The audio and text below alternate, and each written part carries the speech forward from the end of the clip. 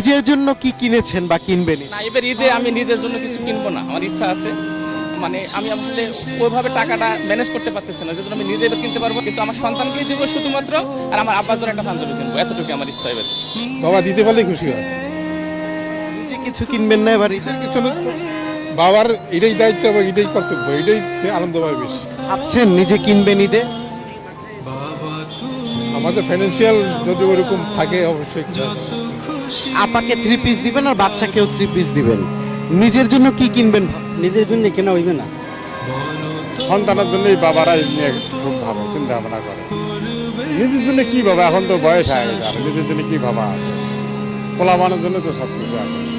বাবাদের ঈদ হয় যখন বাচ্চারা ঈদে বেশি সন্তুষ্ট হয়, তখন বাবাদের ঈদ পরিপূর্ণ হয়ে যায়। বাবাদের ঈদের আলাদা কোনো আনন্দ নাই, বাচ্চাদের আনন্দে বাবাদের ঈদ। আসলে বাবাদের মধ্যে তো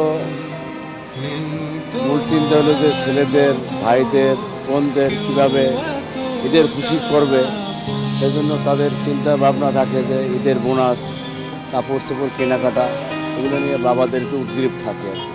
আসলে নিজের জন্য তেমন ভাবতেছি না, তারপরেও হয়তো বাচ্চাদের সাথে একটা পাঞ্জাবি টুপি হইলে বেটার হয়।